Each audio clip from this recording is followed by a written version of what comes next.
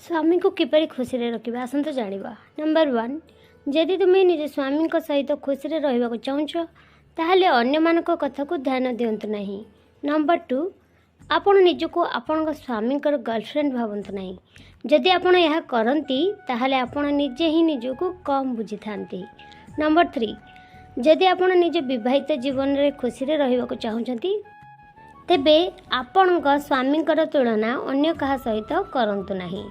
Number 4, जदि तुम्हें चाहता कि आपण स्वामी आपण को सबु बड़े भल पातु बोली तेबे आपण निजको सबु बड़े सफा सुतुरा रखतु एवं स्वामी को पाई साजसजा करतु।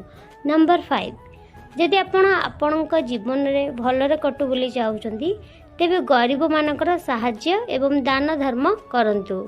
नंबर 6, स्त्रीर गोटे मीठा कथा स्वामींकर दिन जाकर थकापण को दूर कर दिए, तेणुकरी सर्वदा मयूर वचन कहतु। नंबर 7, जदि स्वामी भल पाती बोली न कहती तेबे यह भावंतु नहीं कि से आपण मानकु प्रेम करूना। किछि किछि पुरुष मानकु प्रेमर प्रमाण दे आसेनी। नंबर 8, बुद्धिमान स्त्री सही होइते जे कि किछि भूल करबा द्वारा जदि स्वामी रागी जाइथांती तेबे तुरंत क्षमा मागी स्वामी राग को शांत करिथांती। नंबर 9, निज स्वामी आर्थिक अवस्था को बुझंतु एवं तांको सक्षमठू अधिक मागंतु नहीं किंबा खर्च करंतु नहीं। नंबर 10, स्वामी को अनुमति बिना कहा को पैसा दियंतु नहीं कि घर को कौन अजना व्यक्ति को डाकंतु नहीं।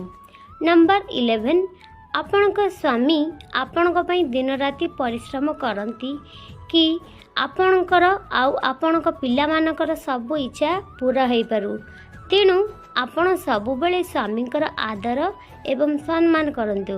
नंबर 12, स्वामी का सह बिना कारण रे झगड़ा करंतु नहीं किंबा अजथारे संदेह करंतु नहीं। नंबर 13, स्वामी सही व्यक्ति जे कि स्त्री रो इज्जत ऊपर को कथा उठिले निज जीवन देवा को भी पछई न थंती। तो दर्शक बंधु मु भावुची आज वीडियोटी आपण मानकु भल लागिथिबो। वीडियो भल लागिले वीडियो को शेयर करंतु एवं एही बेली नुआ नुआ वीडियो देखिबा पई एही चैनल को सब्सक्राइब करी बेल आइकन को प्रेस कर दियंतु। वीडियो को संपूर्ण देखिथिबारु आपण समस्त को बहुत बहुत धन्यवाद।